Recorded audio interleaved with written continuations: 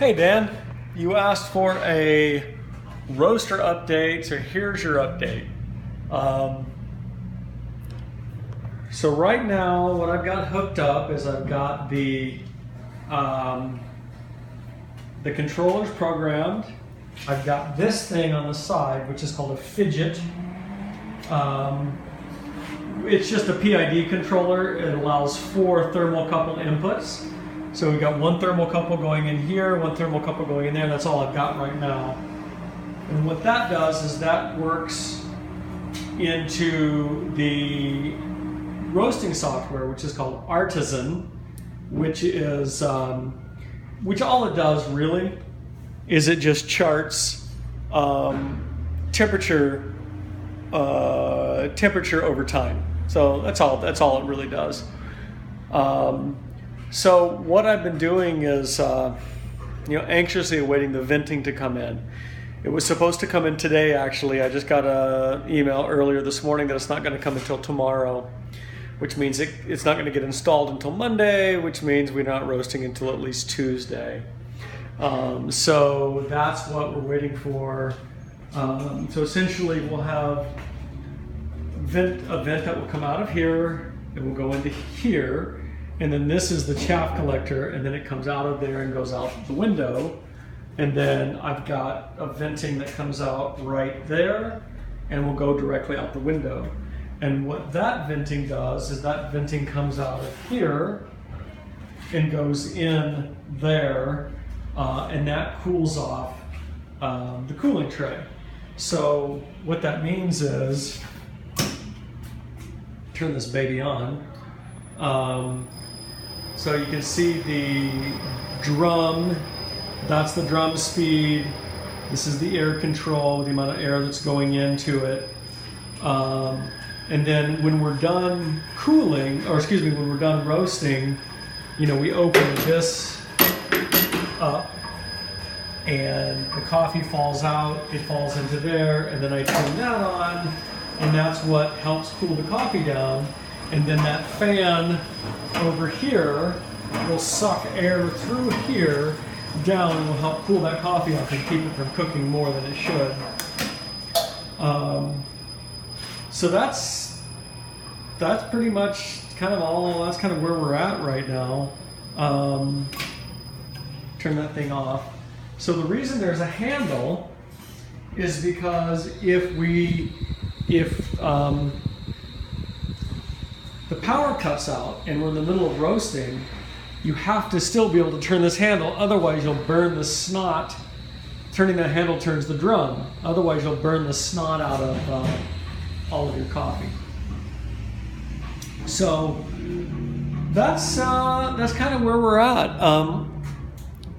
I have ordered the green coffee just today, so that's $1,800 worth of coffee. Sorry. It comes in 70 kilo bags, which is about 154 pounds per bag. So I'll be getting those next.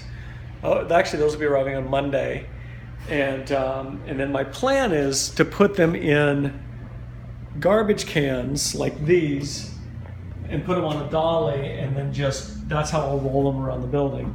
So anyway, that's kind of my plan. That's what I'm going to do.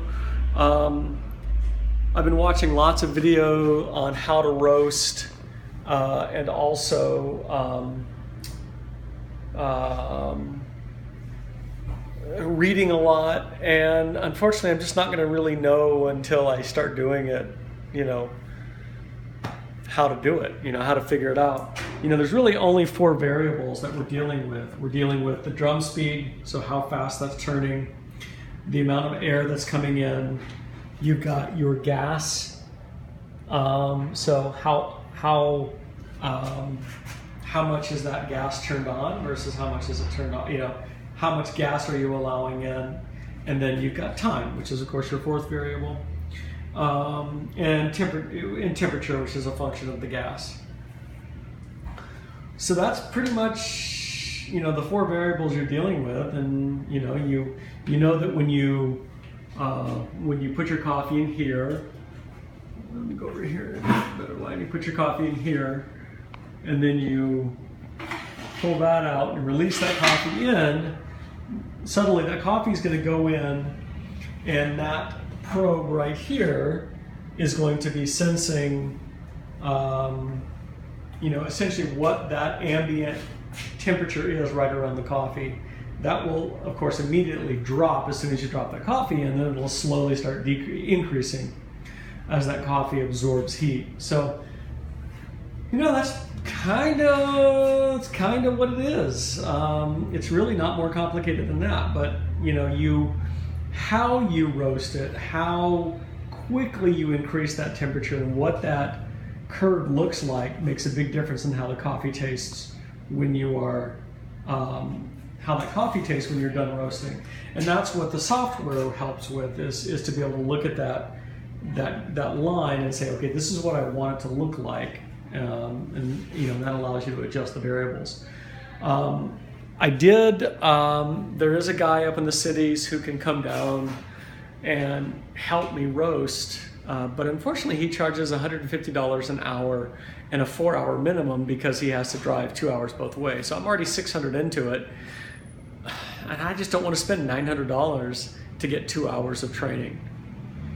Honestly, I would rather spend $900 and fly out to Olympia and spend, a couple of days with Mike Elvin. I'm sure he wouldn't mind. Well, I think he wouldn't mind. Maybe he would.